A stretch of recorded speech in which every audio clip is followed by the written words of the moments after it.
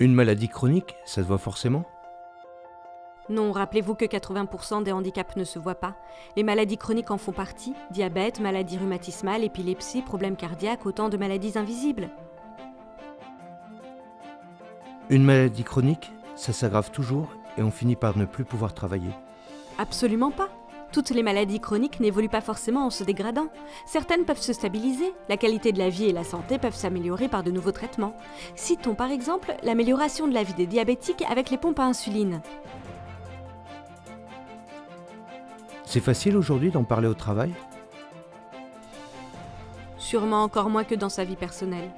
Il existe souvent de la part des personnes concernées une crainte de perdre son emploi, d'être vu différemment par ses collègues ou encore de voir sa carrière freinée. Mais quand on parle de maladie chronique, de quoi parle-t-on au juste?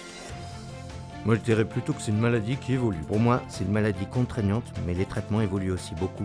Moi, je dirais qu'elle se manifeste de temps en temps. Peut-être en lien avec le temps qu'il fait, non? Comme pour les rhumatismes.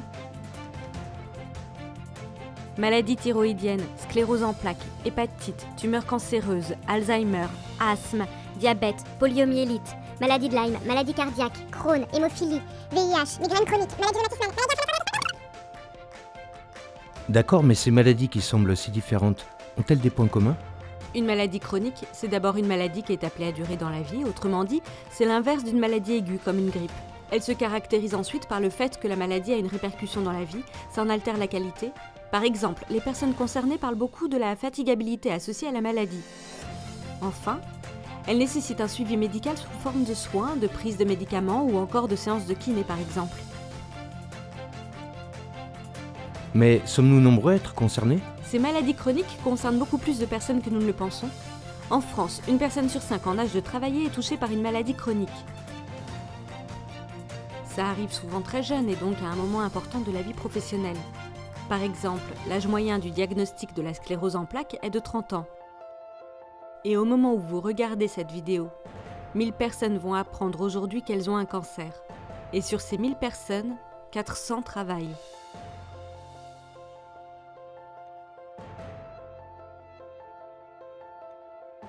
Alors ça voudrait dire qu'il faut que j'en parle au travail? Mais tu es concerné ? Oui, je viens d'apprendre que j'ai une maladie de Crohn. C'est une maladie inflammatoire des intestins. Quand je suis en crise, je suis très fatigué, j'ai des diarrhées très fréquentes, parfois jusqu'à 20 fois par jour, et je dois alors me rendre en urgence aux toilettes. Mais comment vais-je faire? Est-ce que j'en parle ou pas au travail? C'est vraiment délicat. Tu sais, moi aussi j'ai une maladie chronique. Il s'agit d'une polyarthrite rhumatoïde qui me fatigue et qui déforme peu à peu mes mains. Comme toi, je n'en ai pas parlé pendant longtemps, mais ça devenait de plus en plus difficile au travail. J'ai finalement décidé d'en parler au médecin du travail, qui m'a recommandé de me faire reconnaître travailleur handicapé pour bénéficier d'un aménagement de mon poste de travail. Sur le coup, je n'étais pas enchantée. Malade et handicapée, ça faisait beaucoup. Mais il m'a expliqué que si ma maladie rendait mon quotidien professionnel difficile, il y avait des moyens d'améliorer les choses. Tu crois que ce serait utile dans mon cas? Bien sûr, en parler ou pas, c'est un choix difficile. Si ça peut te rassurer, rien ne t'oblige à dévoiler ta pathologie de manière précise. Il faut juste que tu aides ton manager à comprendre tes besoins pour travailler dans de bonnes conditions. Avoir un aménagement de son poste, ça peut vraiment aider. Et puis tu sais, tout ce qui n'est pas dit est souvent mal interprété et les choses seraient peut-être plus simples pour toi en expliquant ce qui t'arrive. C'est vrai, je n'avais pas vu les choses comme cela. Ma maladie m'a fait perdre des kilos et mes collègues croient que je fais un régime.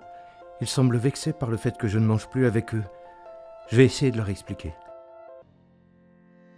Je comprends maintenant que nous sommes très nombreux à être concernés et que finalement, nous avons tous intérêt à en parler.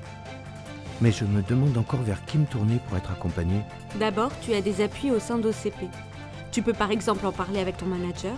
Tu peux aussi te tourner vers la mission handicap d'OCP qui est rattachée à l'équipe RH et qui pourrait t'expliquer en toute confidentialité à quoi sert d'être reconnu travailleur handicapé. Enfin, n'oublie surtout pas qu'il y a le médecin du travail pour un échange confidentiel sur les effets de ta maladie au travail. En dehors de l'entreprise, de nombreuses associations représentent les maladies chroniques. Tu peux y trouver du soutien, de l'écoute, mais aussi des conseils.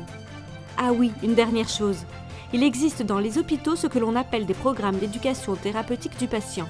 Ils permettent, grâce à un échange entre personnes concernées par une même maladie et avec l'appui du personnel soignant, de mieux connaître sa maladie et ainsi de mieux vivre avec.